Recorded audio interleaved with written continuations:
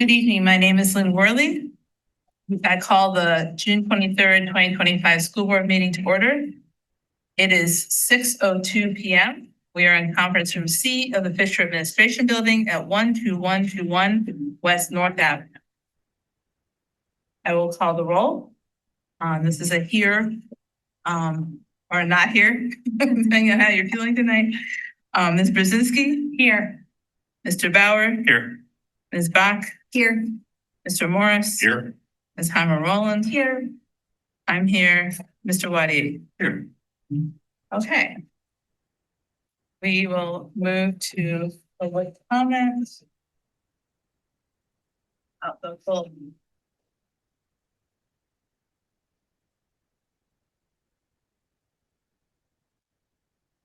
Cheat sheet here. So as we move into public comment, I will read policy 0167.3. Public comment at board meetings. Members of the board value the input of students, parents, staff members, and community members. The board's regularly scheduled meetings provide an opportunity for opinions and concerns to be expressed publicly. The board values all comments and will respectfully consider this input in decision-making. The board will take public comment on both non-agenda items and agenda items at each regular board meeting, and may take public comment during special board meetings. The public comment period will occur near the beginning of the meeting and shall not exceed 30 minutes in length unless extended by the presiding officer or a vote of the board. Individuals must limit their comments to 3 minutes. Participants must be recognized by the presiding officer and will be requested to preface their comments by an announcement of their name. Public comments submitted to the school board at email address by 10 a.m. on the day of the meeting of the board meeting will be added to the online meeting documents to become part of public record. Email public comments must include the name of the person submitting the comment. All public comments shall be directed to the presiding officer. No person may address or question board members individually or direct statements, comments, or questions to staff or other meeting participants. Board members are obligated to follow the Wisconsin Open Meeting Law, which requires advance notification to the community of the board's intent to discuss and or take action on an item. If a public comment concerns an item that is not on the current meeting agenda, board members may not respond other than to thank and acknowledge the speaker for their input. The presiding officer may A, limit the number of times a speaker may comment on the same topic, B, interrupt, warn, or terminate a public comment when the statement is too lengthy, directed to anyone other than the board presiding officer, obscene, or disorderly. Request any individual to leave the meeting when that person engages in conduct which is disorderly. D, request the assistance of law enforcement officers and or security officials in the removal of a disorderly person when that person's conduct interferes with the orderly progress of the meeting. E, call for a recess or an adjournment to another time when disorderly conduct so interferes with the orderly conduct of the meeting as to warrant such action. F, waive these rules with the approval of the board when necessary for the protection of privacy or the administration of the board's business. Recording, filming, or photographing board meetings is permitted. The person operating the equipment should contact the superintendent prior to the board meeting to review the possible placement of the equipment and must agree to abide by the following conditions. A, no obstructions are created between the board and the audience. B, no interviews are connected in the meeting room while the board is in session. C, no commentary, adjustment of equipment, or positioning of operators is made that would distract either the board or members of the audience or otherwise disrupt the meeting while the board is in session. The board encourages all residents to be well informed about school affairs. Therefore, regular board meetings are live streamed and the recorded school board meetings are available for viewing on the district's website. Executive sessions and in-services for the board members are not recorded. Okay, thank you. We'll move to our time for public comment. Do I have a volunteer to keep the 30-minute? I can. Okay. All right, sure. So,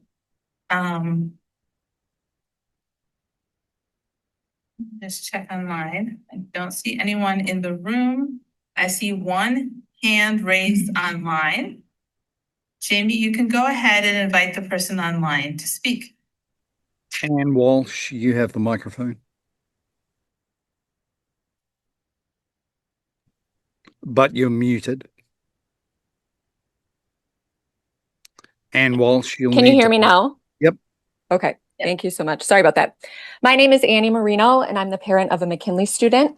I've written and spoken several times to express my concerns about the leadership staff situation at McKinley and its impact on educator retention, student success, morale, and school culture and climate. Over the past year, I've observed and read of declining morale and psychological safety, teacher resignations, and a breakdown in trust under Mr. Martin. Despite repeated warnings and data from staff surveys, reports, and public meetings, the district has not taken sufficient action. As a result, thus far, two of McKinley's excellent educators, Katie Pettit and Jenny Lee, are not returning in the fall because of Mr. Martin. Katie accepted a position in another district and Jenny retired early, both citing serious concerns about Mr. Martin's unprofessional behavior and actions. Katie left after 18 years in the district. As a room parent in Katie's classroom, I saw firsthand her professionalism, warmth, and dedication to every child. My child and his classmates adored her. Her June 13th email to the board detailed Mr. Martin's dishonesty and unprofessional conduct. Jenny Lee, a 23-year McKinley teacher, described in her June 18th email to the board how Mr. Martin's behavior is manipulative and retaliatory, and how it has irreparably damaged staff relationships. I volunteered in her art room many times and saw her create a joyful, inclusive space where students thrived. When I joined McKinley, I believed Mr. Martin would be a strong long-term leader. That belief began to erode at the very first parent meeting of the year, a curriculum meeting where his presentation was disorganized and blame-oriented, an early sign of the challenges that would follow. The district's current plan to continue investing teachers' time and taxpayer money into repairing relationships under the same leadership is not acceptable. These efforts have gone on for months, and there is no evidence of improved relationships, morale, or school culture. At a minimum, I urge the district to immediately appoint a respected interim principal to stabilize the school, release the McKinley spring staff survey results, hold a listening session with McKinley families, and provide continual updates to the community. This is not about attacking Mr. Martin's character. I've had positive interactions with him as a parent, and I'm sure the same is true for others. But the issue is not how he treats parents, it's how he leads staff. And the data and lived experiences of our educators tell a very different story from the experiences of parents. As such, a leadership transition at McKinley is necessary and urgent. Thank you. Thank you. We have another hand raised. Yes, Jamie, you may go ahead with the online. There's no comment in the room at this time. Okay. Sue Ellen, you have the microphone. Thank you. Can you hear me? Yes.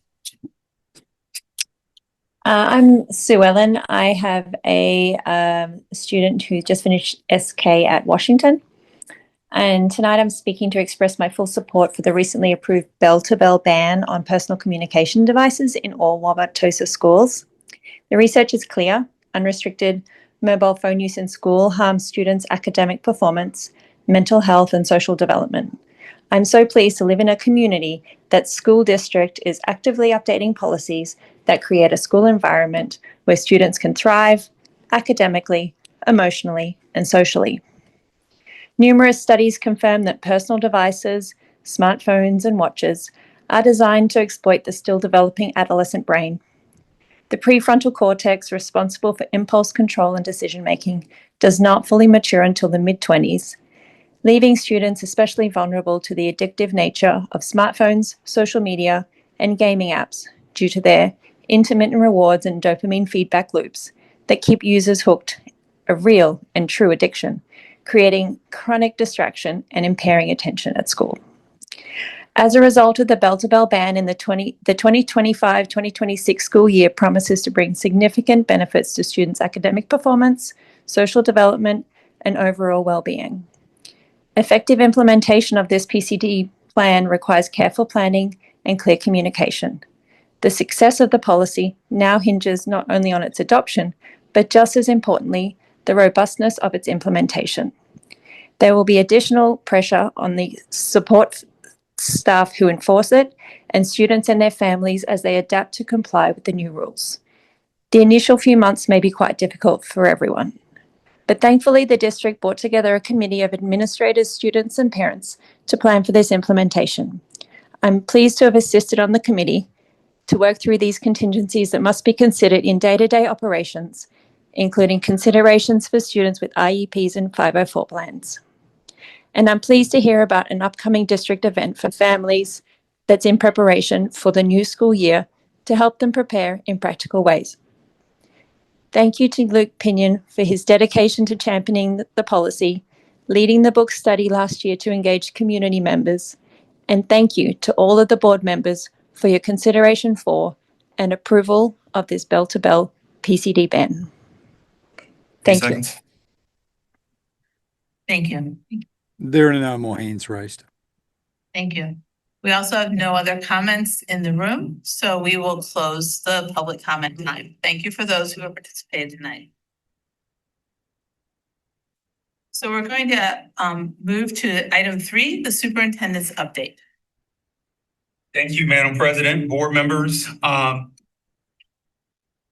wanted to provide the community with an update on where we are as a school district because it's just really important for everyone to know that we've made a lot of progress this school year. But I want to ground our work, and thank you, Tim, for navigating things. We'll go to the beginning of the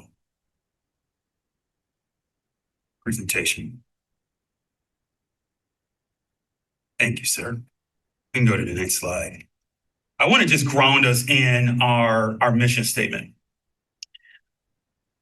Our mission statement grounds everything that we do. We're not passive participants in the education of children. We should be active advocates. We're committed to providing equitable access to rigorous academics, meaningful co-curriculars, and social-emotional supports that empower every student. I want to be very clear, every student to thrive, not just to survive, but to thrive as passionate, productive, creative citizens. This mission includes every single student, not just students who have social capital, just not certain students who have families who are going to say certain things, but we have to make sure that all means all in our school system. That's what this mission statement means. And it's really critical that we live that mission statement. Tim? So what's our call to action when it comes to our mission statement? We need to have a school system that is designed with equity at the center of everything that we do. That we are talking about all students, not a certain number of students, but all students. That our policies, the investments that we make, that our programs are all filtered through the lens of equity and targeting resources to the kids who need it the most. That we have integrated academic and non-academic supports for all students. We need to create environments where academic success is supported by emotionally safe, enriched, and meaningful instructional engagement. During the course of next school year, you're going to hear from Dr. Marble and her team around a concept instructionally that we use in our business called discourse. That if there's discourse between the student and the teacher, then we believe that students are going to grow and they learn. Academically, things have changed from when I was in school, when you were in school, where the teacher was the expert and they stood in front of the classroom and they spoke and they told the students what to learn and then the students learned it. And so we're really striving towards having a school system where discourse is at the key. And then measurement should be holistic. And what I mean by that and what our mission means is that it's just not about academic proficiency, that we also want to make sure that students feel safe at their schools, that they feel that they belong, that there's creativity, that there's civic readiness, that they are prepared for post-secondary success. And it's just not our students, it's also our families of the students. So when families of our students feel that they're not part of a school community, when they're not part of everything that is all about that school community, it's incumbent on all of us to make sure that we bring all of our families along and all of our students along, that we have a school system that is truly focused on the big tent. So if we can transition to the next slide. So then what's our vision? And again, this is all to ground us on what work we're trying to do here. Our vision is very clear. There's 4 components to our vision. That we want to ensure that there is an exceptional student experience for every child.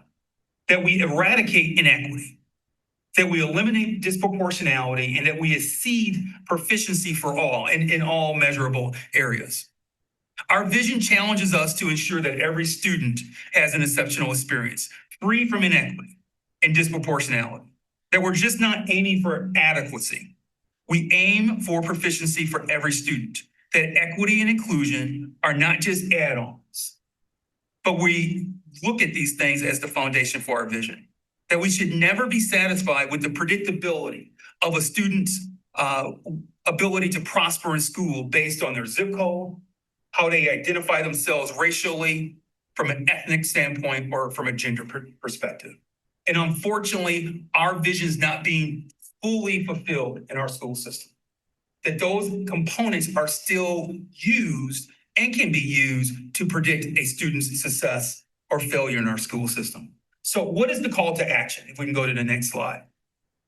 Our call to action with our vision is very clear. It's a moral imperative. It's not a slogan.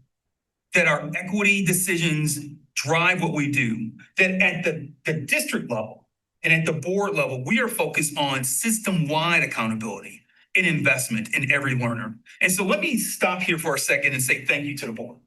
I want to say thank you to the board because you made an investment for the last few years in utilizing our fund balance to ensure that there were investments being made in teacher compensation, in curriculum, and other areas where we saw the need for support. It was not something that I took lightly when I came to the board and asked to use our fund balance. And I know the board didn't take it lightly when you invested those funds, but you used the terminology investment. I know in our community, people will say, well, we went over budget. We didn't go over budget. We knew that the board was going to use fund balance. You knew that all along, and you made that investment, and I want to say thank you. I want to say thank you to the community again, because in November of 2024, the community made an investment in our schools. They didn't pass one referendum, they passed 2.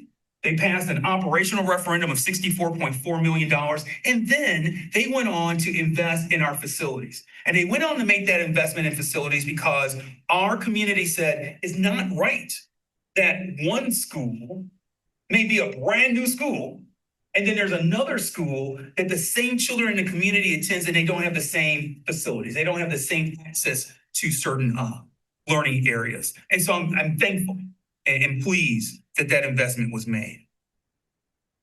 During the course of my numerous communications and conversations throughout our community leading up to the November referendum, there was a vision that this investment would help all students. And I don't want us to lose sight of our mission and our vision, because often in a school system the size of Tulsa, we can get lost in these things. We can have mission creep, we can have mission drift, where we're pulled from other areas and we're not focused on our mission and our vision. So I want to just make sure that we reject, before I move on to the next slide, that we reject an illusion of isolated success. You've heard me talk about the concept of we cannot have islands of excellence.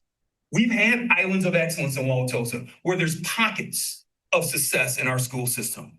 The goal that the board has charged me with is to make sure that our entire school system is successful, not just a pocket of children, but all of our children. And so that's the call of action that you've given me and the community has continued to invest in. Tim? So I want to talk a little bit about the progress that's been observed in our school system. I'm proud, and I'm kind of getting out in front of Ms. Zelazowski. We have, at this point in time, on June 23rd, a 92% teacher retention rate. 92%. Not one school has a retention rate under 84%. Not one school. Over the last 3 years, we've invested and increased teacher compensation by 26%. I would dare anyone to go out and talk to any other school district in the Milwaukee metropolitan area and see if that level of investment's been placed in teachers. We actually led a process where teachers were able to give us their feedback on where they wanted to see improvements. So in terms of workforce climate, we've listened to our staff. We've actually asked them to get involved with our district leaders to come up with action plans on where they have identified where the issues are and how we can do it together. I'm really proud of the work that we've done in the area of human resources. Pupil and family supports. We have led the process of developing something called student support teams, or SSTs. So if you're a parent in our district, you'll hear principals and teachers talk about SSTs. Student support teams, or SSTs, are teams where teachers and leaders in a school gather to talk about the success of students or what needs those students have to make sure that they're successful, to fulfill our mission, our vision statement. I'm proud of our culturally responsive training that we provided to teachers. And we do it not by bringing in a consultant. We actually train teachers who have identified themselves as being DEIA advocates at their school, and then teachers teach their colleagues around culturally responsive learning environment training. So I'm really proud of it. And I'm sad Mr. Pinion isn't here to receive accolades here, but the reduction, he's online, good. But the reduction in classroom disruptions and disciplinary incidents have been significant. The prior 2 school years, we had 71 administrative hearings. An administrative hearing is when a student has conducted behavioral infractions that are so serious that they have to come and see Mr. Pinion at the district level. So for the 22-23 and 23-24 school year, we had 71 of those hearings. This past year, we had 39. So I think it's a reduction of nearly 45%. Do we want that number to even be lower? We do. But we believe that that's a direct investment in having mental health specialists and having our deans of students and having social emotional specialists at our schools. Again, thanking the board and the community for the investment. In the area of finance and operations, the board asked 2 years ago to make sure that we had a long-range facility plan in place. Some of you who were on the board at that time, you remember vividly, you said, where's our long-range facilities plan? We have it, and it drives everything that we do now. We also have a financial plan rooted in sound forecasting and proactive strategic leadership. We didn't have that in the past, and I'm really proud of the work that we put in place. The mechanisms also that we put in place to have oversight so the board can monitor even more closely where we are financially has been very impressive. And so I want to thank the board for your governance leadership there.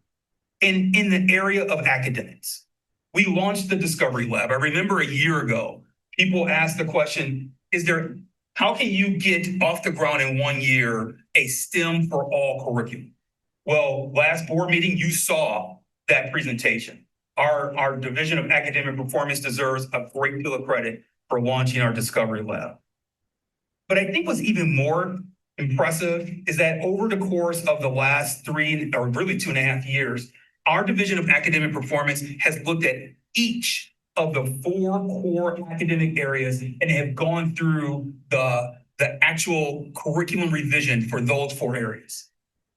I want to pause and tell you how significant that is for a Division of Academic Performance to take on English, science, social studies, and math in a 2.5-year period. I am not aware of it. I have not seen that level of urgency and accelerated work. And so I think our Division of Academic Performance, we're moving as quickly as we can. We understand the urgency, but that urgency started in this boardroom where the board said, we want you to go out and do audits. We want you to kind of figure out what's happening in all of our academic areas, get expert direction on what we should do, and then go and fix it. And we've done that work. And then finally, we've developed a professional learning for all educators that is job embedded. I'm really excited, and over the summer, we'll give you an update. We received a $50,000 gift from a donor, $50,000 to provide training for our teachers so they can do their training, their state mandated training through Act 20. And the district matched the $50,000. So teachers are not obligated to come in over the summer. They can do it online and do it on their own. We're saving professional learning time as a result. I'm thankful that we were able to secure that donation of $50,000, but I'm also more pleased that we're able to allow our teachers to control their own professional learning time to make sure that they are prepared for the mandates. The unfunded mandate around Act 20.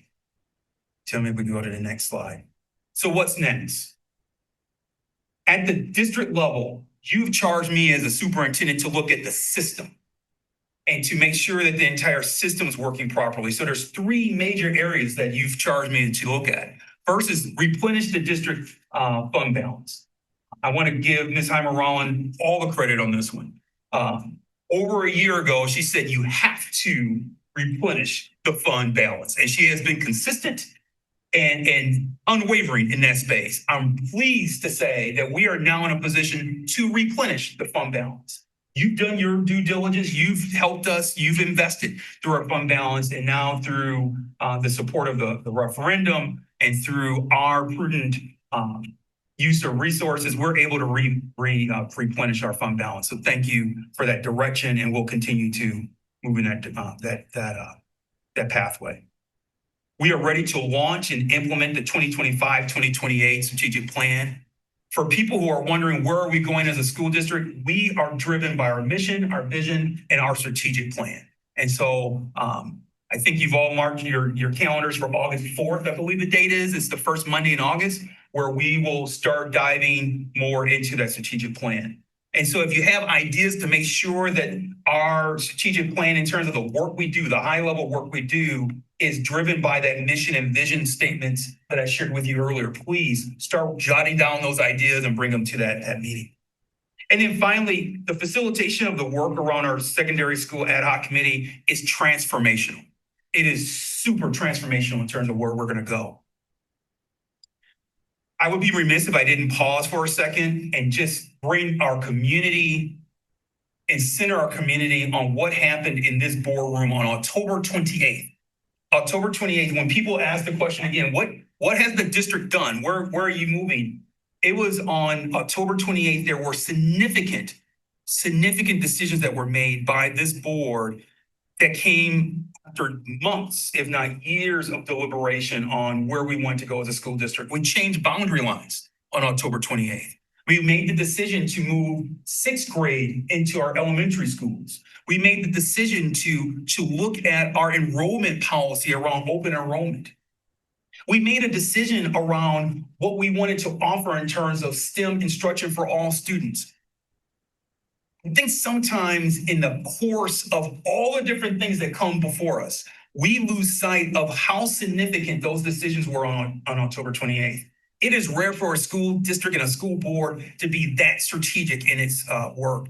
I'm pleased to have had a small part in that role, but I'm more proud to work for a board that had the foresight of asking us to set all of these things up so that you can make the governance decisions on what pathway you wanted our school district to go, not just for the next year, not just for the episodic issue of the day, but where we want our school district to be in the next 5, 10, 20 years.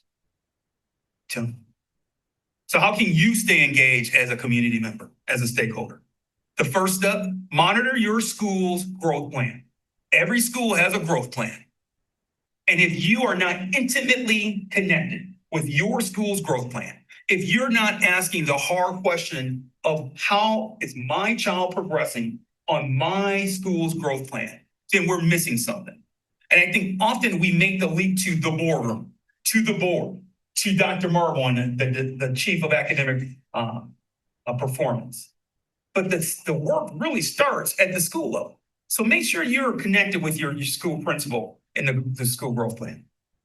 Follow the progress we're making on our strategic plan. And then finally, reflect on our mission.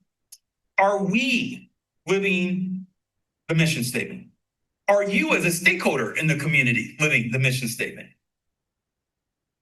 Are we living this both as an institution and as a community of people who work together to make sure that the children are progressing?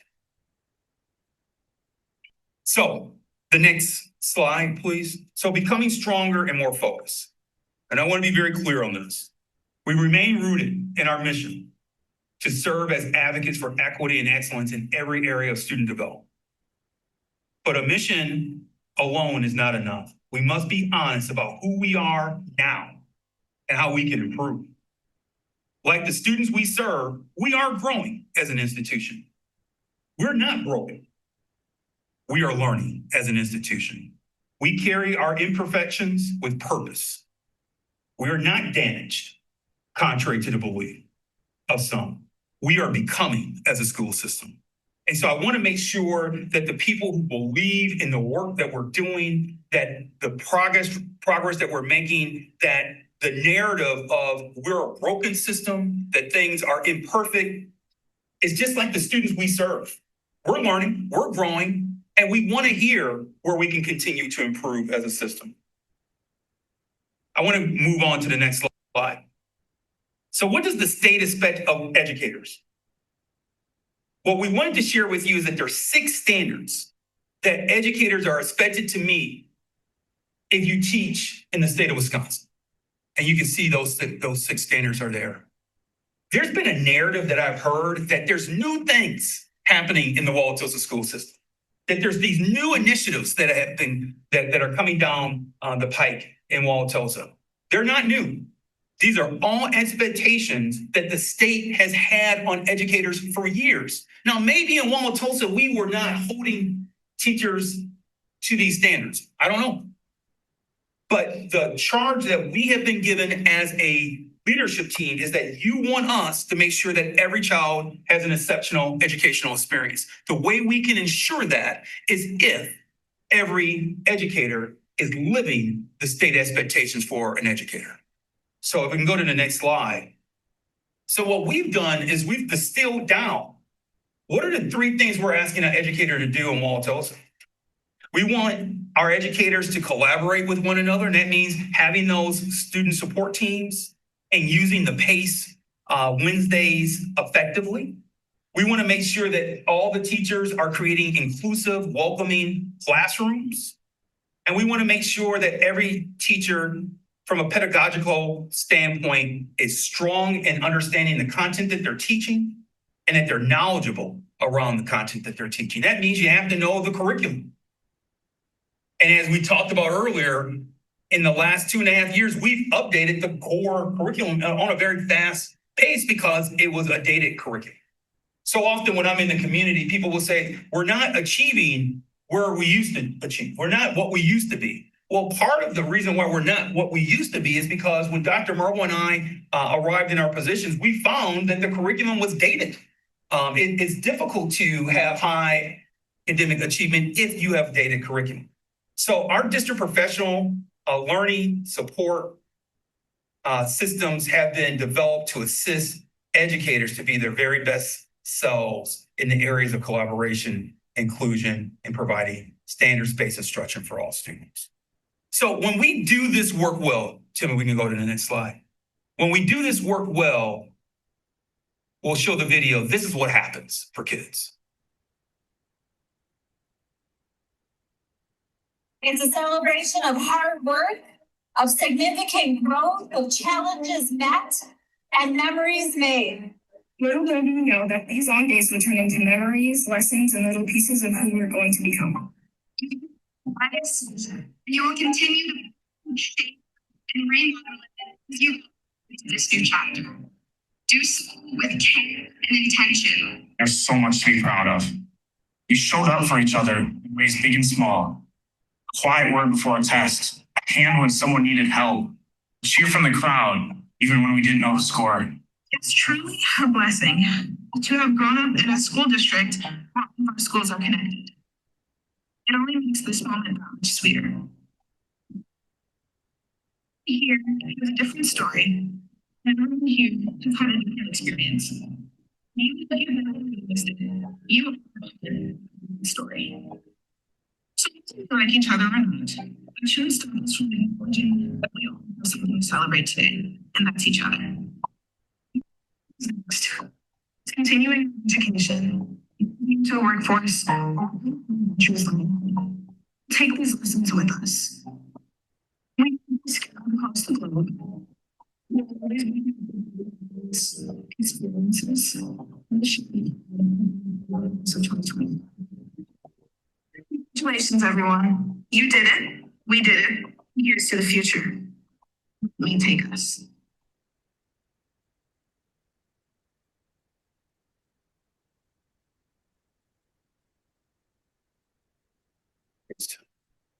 So I'll conclude with this. In the Wauwatosa School District, we're united in our focus. Every student, our priority. That's our focus. When we do our jobs well, and that's all of us.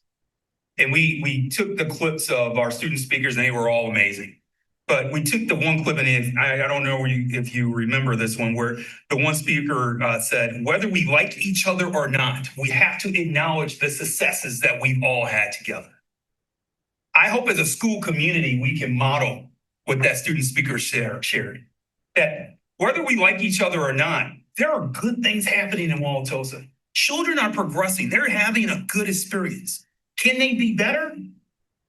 We all believe in continuous improvement and we want to know how we can improve. But when we do our jobs well, we fulfill the promise of public education. And I think we've been doing good work and we are excited about where we're going to go next. So with that, Madam President, board members, I conclude my superintendent's update. Thank you. Board members, anything more? Thank you for putting that together. Always a good idea to review our mission, vision, and strategic plan. Just on that set of goals. We will move to item number 4, the consent agenda. And I'm going to start by asking, are there any items on the consent agenda which board members would like to remove for separate discussion and action? This could also include if you have a question but don't want to remove the item. I would like to ask a follow-up question on CC employee transactions. Yes, you have, and then we'll go to Mr. White. Yeah, go ahead. So June 16th was contract day for teachers, right?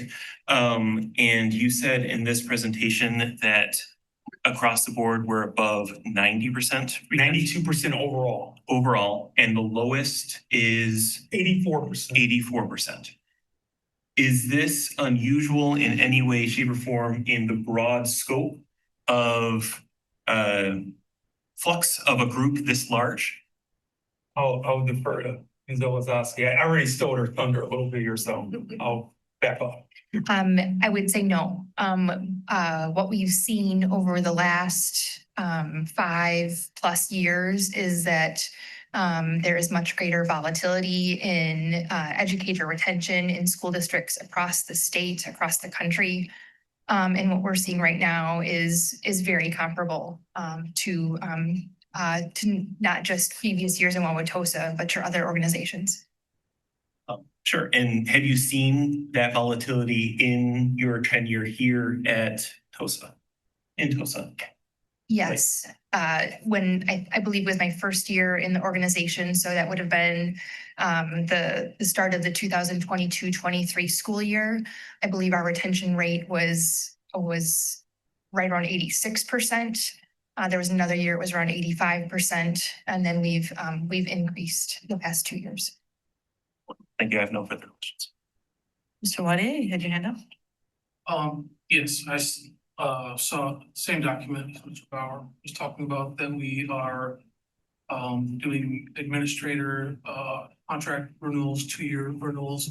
And it's really just a question in general for any administrative contracts that are multi-year. What's the general process and due diligence the district adheres to, and if there needs to be a change, what does that look like from an HR perspective, and how we handle that as a board? Yes, that's a great question. So the first step in providing a principal or an administrator with due process is that if there's a performance concern, you place the individual on either a plan of improvement or a professional growth plan. That professional growth plan is rooted in standards. Just like we shared those educator standards for teachers, there are standards for administrators. You identify where the gaps are in those standards. Typically, you want to pick no more than 2 standards to focus on. If there's a significant concern, you may have more than 2 standards identified. And I like to use an acronym that stands for NEAT. And the NEAT acronym stands for you give that administrator notice, you share with them the expectations that you have for them, you share with them the assistance that you're going to provide, and you give them a timeline. So you just don't give them the plan, either the plan of improvement or a growth plan, but you give that NEAT component of things, of put them on notice that things are not well. You share your expectations, you share the assistance that you're going to provide, and then you give timelines. If there isn't ample growth observed in a certain time period, I will ask for a closed session with the board and recommend work actions that can range from salary freezes to all the way up to termination. So there isn't a guarantee that someone's going to stay if they receive these contracts. The step that I take as the supervisor of those administrators is that I have to fulfill due diligence, because if we don't, we actually create more exposure for the system. If we unilaterally just terminate a person, or you do something that's adverse to their work employment without documenting things, we actually create more exposure where they can come after the district and then sue the district. And so from my years of working in HR, from Ms. Zelazowski's years of working in human resources, we understand that we have to fulfill our due diligence. And I understand it takes time and is not as immediate as some would like. But that is the process that we follow for any administrator that has either an area or areas of growth or improvement that they need to attend to. Okay, thank you. Is there any reason why we picked 2 years as opposed to 3, or? It's a state law. Yeah, Sarah. Yes, I would, thank you for your explanation, Dr. Means. I would highlight that while state statute governs teacher contracts as well as administrator contracts, there are a number of differences that the statutes specify based on the type of contract. Teacher contracts may be no longer than 1 year. Administrator contracts may be no longer than 2 years. 2-year administrator contracts are the standard across school districts in the state of Wisconsin. And the timeline for making decisions related to renewal, non-renewal, and then issuing contracts is also on a different timeline. Teacher contracts are due to be returned to the district by June 15th annually. Administrator contracts, the time frame is July 1 to June 30th. Typically on a 2-year cycle, and the time frame for making decisions about non-renewal, there's a preliminary notice required by January 31st, and a final non-renewal notice that's required by February 1st of the year prior to the renewal. So again, while they're both dictated by statute, there are some discrepancies in terms of the dates and the terms of the contracts. Thank you for the clarification. This has been super helpful on a very important topic, and one that we might not all have had all that content before. So thanks for the questions and for the explanations. Anything else on the consent agenda that people had specific questions about? With the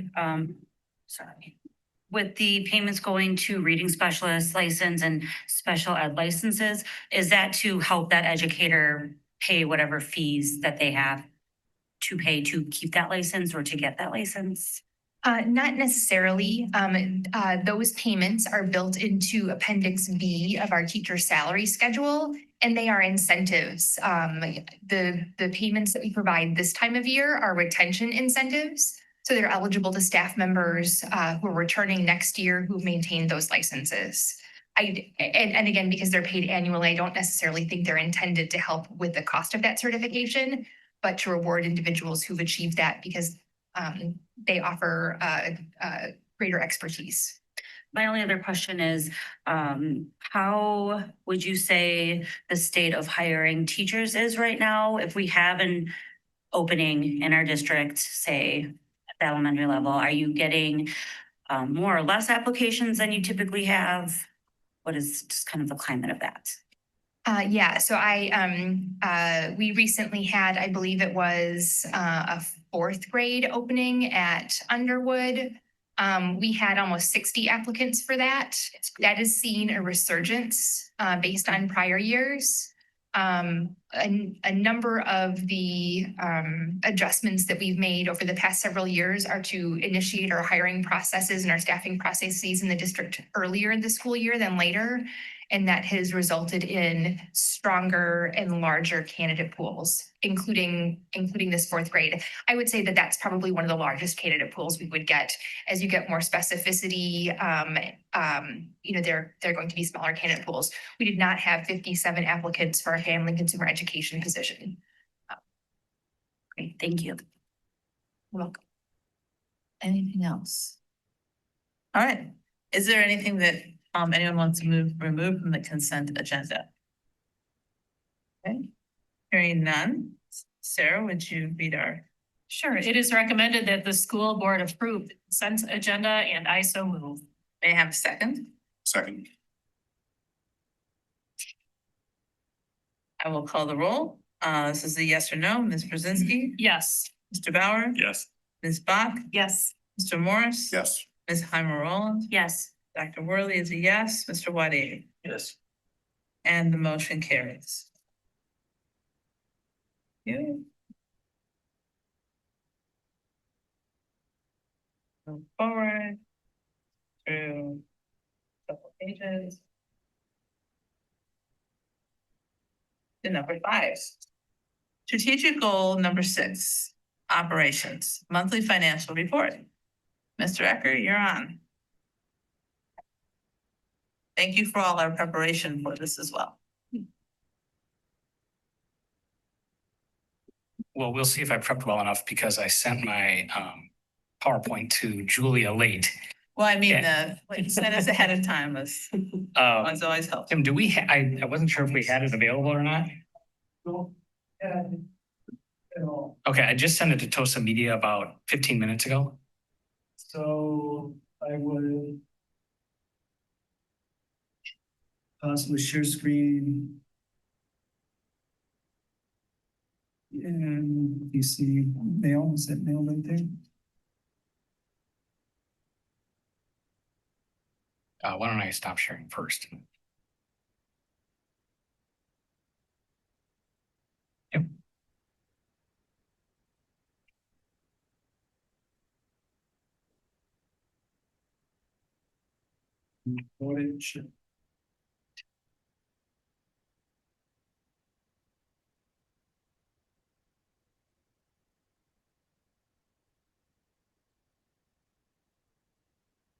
Yeah, so the board and community had the video presentation flipped on the agenda. I'm just pulling up the actual PowerPoint that was used for that.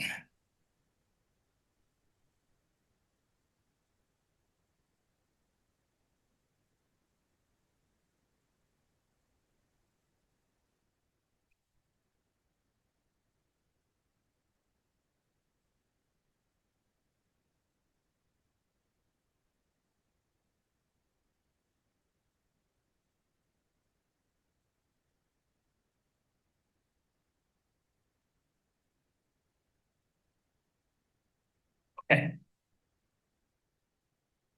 me see if I can get this part hidden.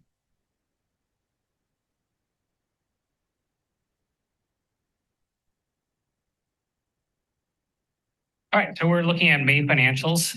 We're really in the home stretch now here of the year, right? We actually only have about a week left in the fiscal year, so we're reviewing through 11 months of financials at this point. That's what I just related here, and I can assure you that at this point the predictive data is really statistically significant. So there's a lot of certainty at this point with where we're going to end the year. Again, we always begin with just looking at what our revenues and expenses are to date. The thing I want to point out here that I also did on the video is you can see even though we just have a month left in the year, there's still significant expenses and revenues that happen the very last month. And in fact, often it's the last 2 weeks of the year. We don't get our final state aid payments until they go June 15th. So it would have been last week. And then we don't actually even receive the money. They just tell us, here's how much to book and we'll send you the money later. Most of our payroll, all of our summer payroll is not booked until probably this week. Holly will run all the summer payrolls. So that's 5 additional payrolls that happen all the last, week of the school year. So, as far as when we're making those projections, we know about the projections we can make. We know how to make them, but it'd be unreasonable to think, oh, we're 11 months of the way through the school year, so we must be, say, 90% of the way through revenues and expenses. It just doesn't work that way at any school district. So I kind of took things out of order because they always say don't bury the headline. Today, I think the headline is, I'm predicting right now that we're going to end slightly better than budget and ever so slightly. And I'm going to talk a little bit more about that on the next few slides. But you can see that right now, as of say Thursday or Wednesday, whatever day we had finance committee presented this, we're about $54,000 to the good of budget. Okay. So I do want to reiterate, we're still spending out of fund balance. That's clear to everybody, but we'll be spending about $54,000 less than what we had budgeted. So, how does this compare to last year? One of the things that, one of my priorities for the board was, I don't want the board or community to be surprised, right? So that's something I've talked about, I think, hopefully every month or in parts of every month.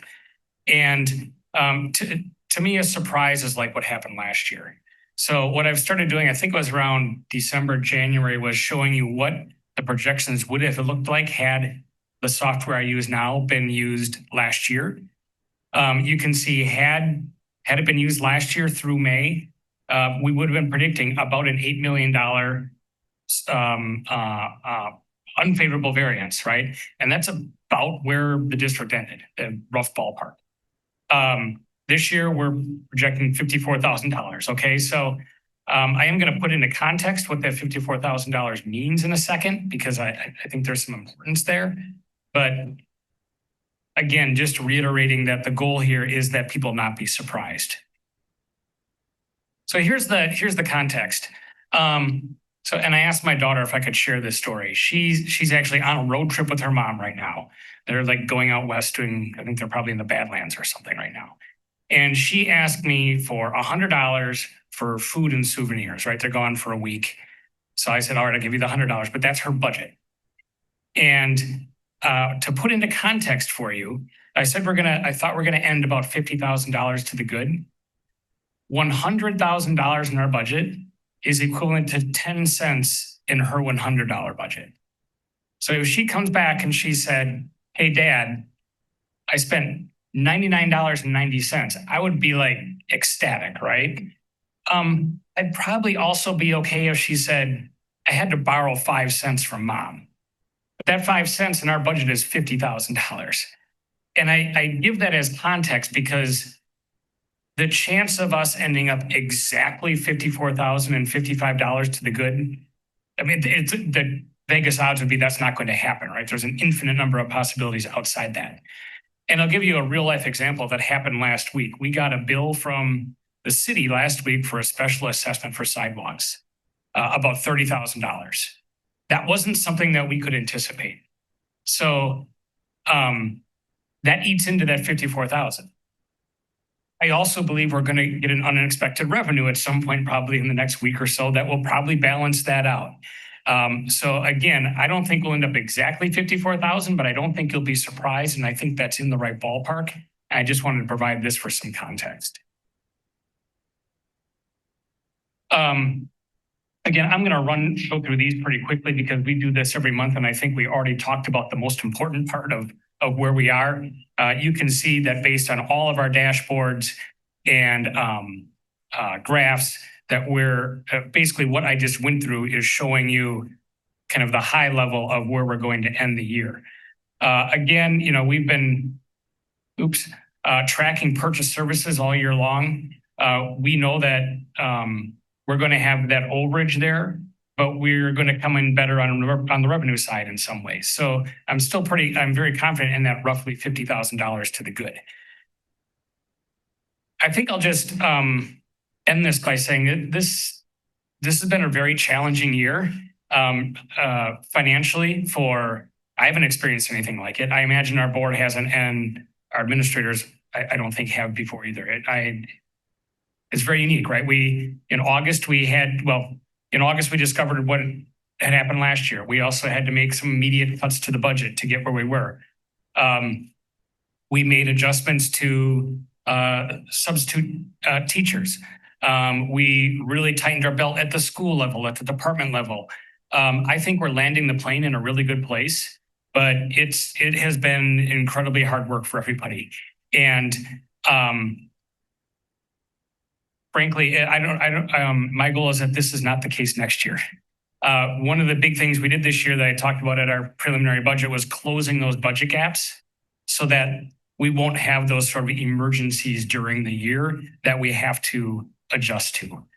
Now, that doesn't mean that we're going to have all the money for everything that everybody wants to do, right? That is impossible in any school district. But we're going to have even fewer surprises, and we're going to have those budget gaps closed so everyone knows what they're buying and what they're getting at this point. That concludes the report. Thank you. Questions? Yeah, good. Mr. Bauer? Yes, please. Thank you. Thank you, Scott, and your team for everything that you guys have been doing. Reports like this have been coming monthly for how long now? To the board? Ballpark, we started in, I'm going to guess September. I'd have to go back and look at the exact month, but it would have been early fall. And when did you start recording them and putting them on YouTube for everyone to see? Again, we'd have to go back and look, but I don't need this. Fall. Sure. Great. Coming out of this, we had a fiscal audit or a financial audit, a third-party audit last year. What is that timeline for this fiscal year? Yep. So, well, the audit already started. So so let me back up. School districts are required to have an independent auditor audit their books. In some states, it's a state employee that does that. So like the equivalent of DPI in some states hires auditors that come in. In Wisconsin, it is audit firms that specialize in public accounting. So there's only a certain number of those that actually do public accounting. And we went out to bid this year to get a new one. Our prior one is not doing schools anymore. So the preliminary audit begins in June. They'll be in district. It's usually the better part of a week in August, where they are pulling invoices, going through our financial system, asking a lot of questions. Then it's a lot of work with my team between August and November, back and forth, before they present the actual report to the board in December. They do give a written report to the state. I believe that's around November 15th. So they complete that, and then shortly after that, they present to the board. So that'll be the same timeline this year. Who pays for that audit? The district, the board does. So how do we know that they are neutral if they are a third party paid by us? How do we know that they are not just feeding us information? Well, the audit is state required, so they would lose their license and their ability to work for the state. I mean, that's a significant portion of their funding if they were to not be able to audit public school districts anymore. But that's not the only third party group that you're working with financially in terms of the finances. Can you talk a little bit more about CISA? So we also engaged with CISA 5 last fall. Again, for audience that may not know, in Wisconsin, CISAs are cooperative educational service agencies. We belong to CISA 1 based on our region, but different CISAs are entrepreneurial by nature, and different CISAs have kind of picked up areas that they are experts in or provide outside services for.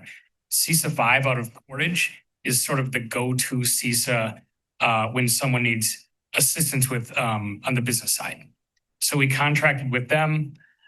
They have been monitoring our reports on a monthly basis as well. They gave a report to the board, I believe it was in January. And we have contracted with them for next year also. I say contracted, but we're paying them by the hour. So it's, the board isn't approving a large contract, and the cost of that was, I say, under $5,000 this year, something like that. And you'll be asking for that to continue into the next. Correct. Yep.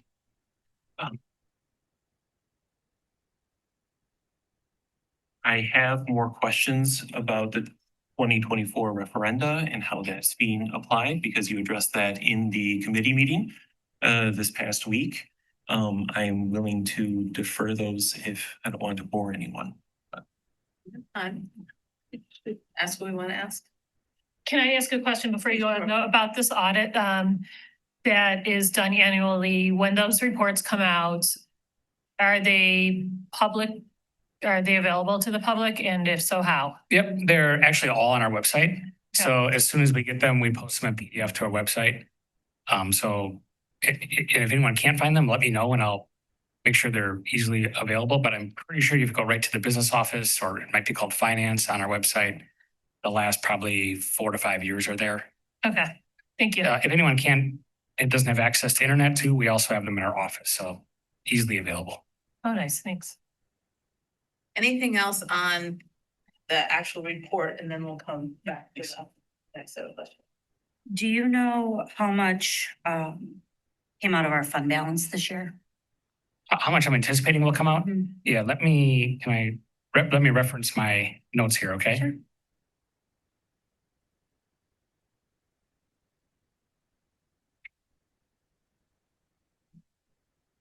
So actually, Can you share that?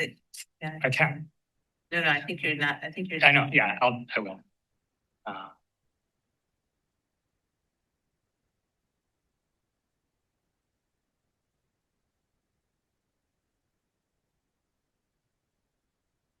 Thank you.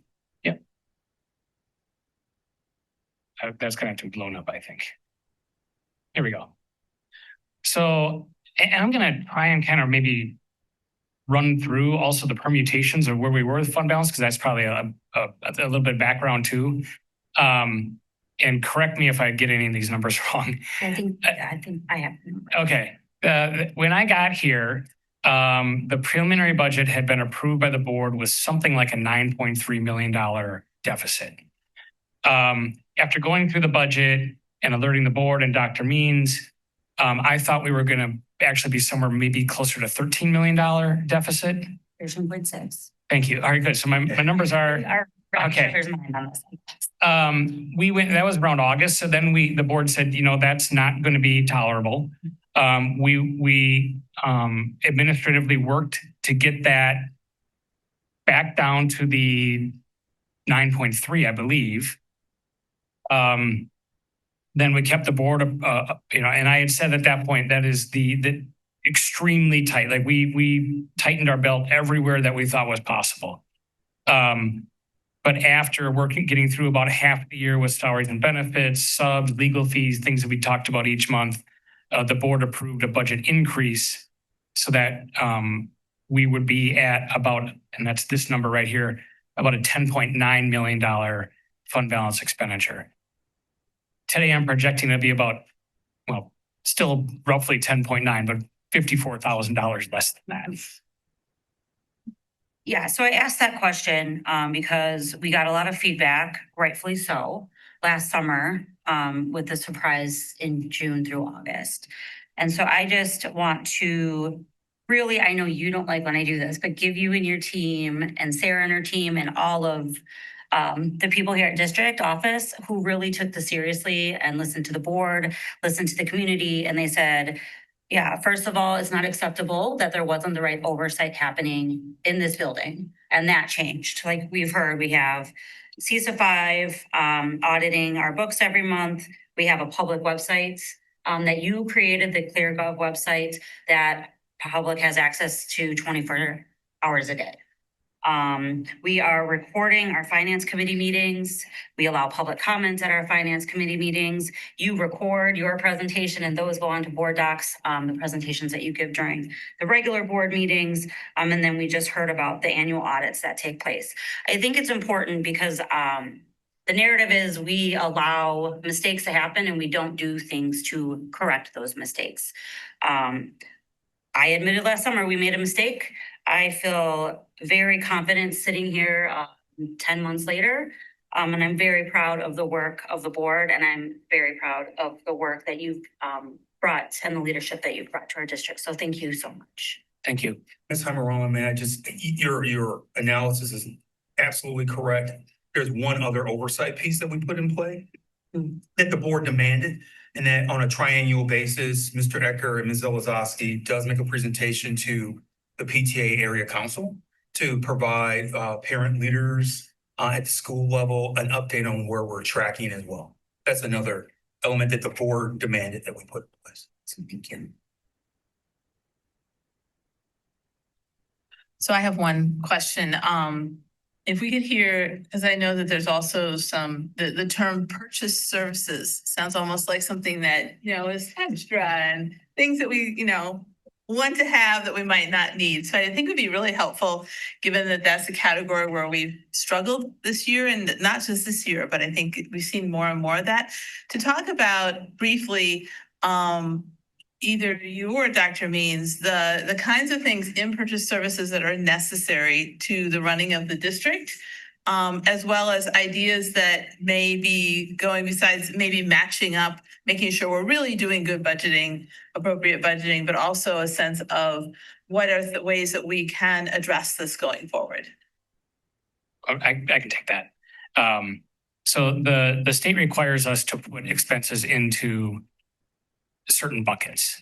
The two largest are salaries and benefits. Then there's purchase services. I'll come back to that. There's supplies and materials. There's non-capital objects. Think of those as large equipment purchases. And then there's what they call debt service and insurance and judgments. Insurance is not employee health insurance. That is school district property insurance, things like that. So the third largest bucket is purchase services. Purchase services is essentially, I can't use the words to describe what it is. So I'll give you some examples. It's oftentimes it would be like, well, it's our subs, it's legal fees. It is when you're buying the service of a person, but you're not employing that person. So if we hire an electrician, to come in, pull wires, an HVAC person. For us, a pretty significant portion is our cleaning services. That is a outsourced company. So, they're not our employee, they're another company. Food service, even though that's a separate fund, they're all classified as purchase services because we're essentially buying the people, but not employing them. Other things included there are utilities. Yeah. So the district, I want to say 15 some odd years ago, outsourced both our custodial services and also food service. So all we did is we transferred the cost that would normally be in salary and benefits to purchase services. There's a former board member who was also a licensed attorney who would say, well, maybe you should just bring your legal fees in-house, and then it would be on your salary and benefit side of the house versus it being a purchase service. But we've had that conversation of the complexity of having legal services because there's expertise in special education law versus generally when you have in-house counsel for a school district, it's mainly labor law. And so there's a lot of different complexity to law. And when you look at the complexity of our school system in terms of the legal fees, a lot of it has come from open records requests that has actually, so it's interesting that there has been attention to our purchase services around legal in particular. That attention is I would like to say is a self-fulfilling prophecy in some ways, because as people, and we don't want to deny, we can't deny the public's interest in doing open records requests. That's their right. But the best practice in school process and school operations is that you just don't hand over those records. You should have someone redact them. And so when we have those open records, then the cost comes into an attorney, us paying the hourly rate of an attorney redacting every document. And in some cases, those open records are hundreds of pages of redaction that goes along with it. So, but yes, Mr. Ecker is absolutely correct. Substitute teachers, custodial services, food services, legal fees are the four major areas of purchase services. And ways that we can get ahead of this going forward? Is it mainly that you're looking at past history and adjusting budget? So, yeah, well, there's two ways, right? So annually, or even more, well, probably monthly, we're looking at, are we spending, are we getting the best bang for our buck? Okay. So that's number one. So I'll give you an example. Kevin LaFountain. So school districts can, I call it, they can buy gas at the pipe. So what that means is you can prepay for your natural gas while it's cheaper. So right now he's going through a process of essentially buying our heat right now at a cheaper price. So that's one way of, analyzing things all the time. The other way is exactly what you're getting at, is what I discovered really, roughly a year ago is, yeah, a budget had been built, but subs is the best example. If historically, I'm just making up numbers at this point, but if historically you spend $2 million on substitute teachers, and then you discover a budget that says $1.5 million, it seems unlikely you're only going to spend $1.5 million unless, things have been put in place to reduce the usage. So the main thing we did this year, outside of kind of the example I gave with Kevin, was where were those gaps and right sizing the budget to what we're actually spending. And when I talked at the preliminary budget about closing those gaps and how some of the referendum money was used to maintain what we have, and that is closing those gaps, those are the things I was talking about. Thank you.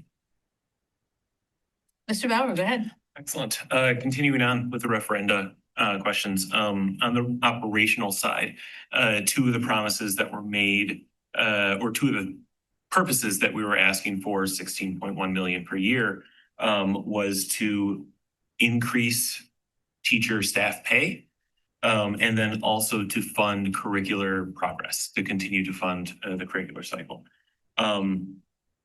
Is that being done, and how is that being done with the 25-26 budget? So teacher pay, we've budgeted at roughly 2.6 million. That's compensation, total compensation.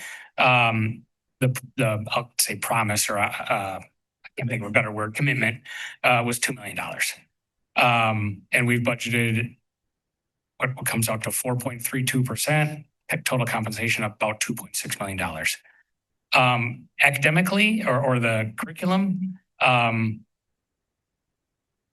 we have committed to spending $4 million over the course of the referendum.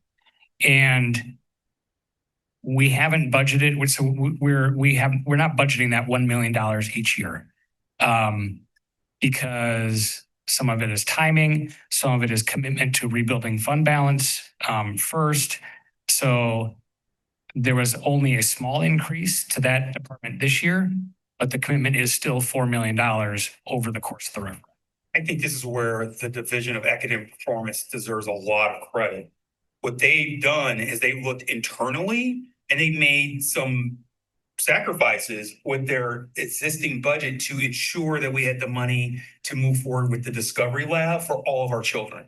So they made cuts in other areas of their budget. They're not going to do certain things to ensure we do Discovery Lab without the referendum dollars. Dr. Marble and her team recognizes that the math adoption is going to be a large curricular adoption. And so we're trying to preserve that $4 million for the math and social studies adoption. if you remember a few years ago, the board continued to ask Dr. Marble and I of, well, can we wait to adopt ELA until the state of Wisconsin, the legislature, provides the promised money that they were going to give all the school districts for adoption of ELA?